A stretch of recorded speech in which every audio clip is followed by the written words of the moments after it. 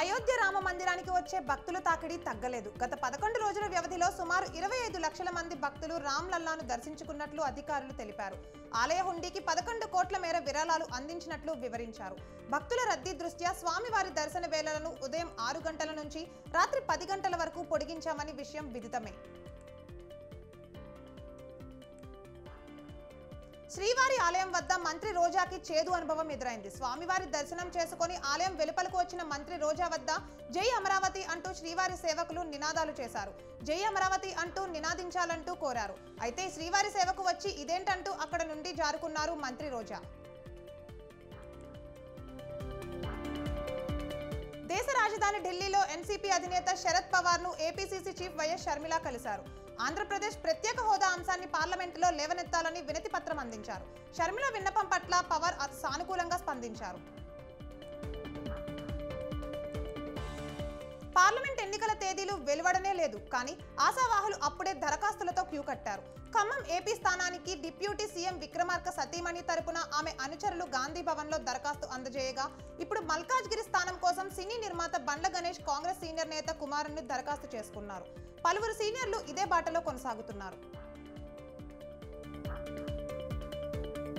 సంగారెడ్డి జిల్లా జిన్నారం మండలం ఎంపీపీ రవీంద్ర గౌడ్ పై అవిశ్వాసంను ప్రతిపాదిస్తూ సంగారెడ్డి ఆర్డీఓ రవీందర్ రెడ్డికి వినతి పత్రం అందింది.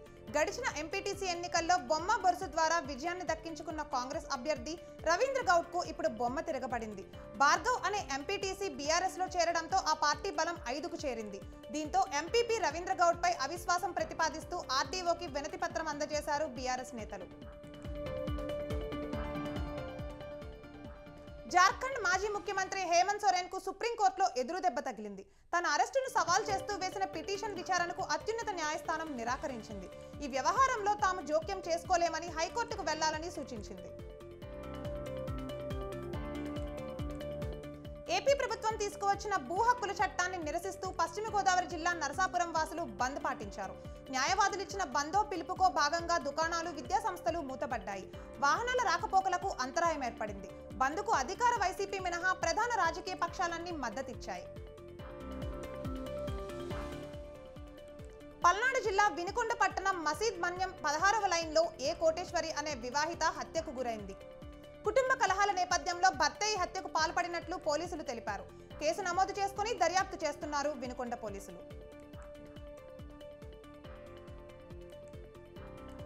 పోలీసులే దొంగలు అయిన ఘటన ముక్కును వేలేసుకునేలా చేసింది. హైదరాబాద్ బాచుపల్లిలో గంజాయి సరఫరా చేస్తూ ఏపీకి చెందిన 2 పోలీసులు పట్టుబడ్డారు. నిందితులను ఏపీఎస్పీకి చెందిన కానిస్టేబుల్ సాగర్ పట్నాయక్, శ్రీనివాస్ గా గుర్తించారు. కాకినాడ 3వ బెటాలియన్లో విధులు నిర్వహిస్తున్న వీరు సెలవు పెట్టి మరీ గంజాయి దందాను తెరతీశారు.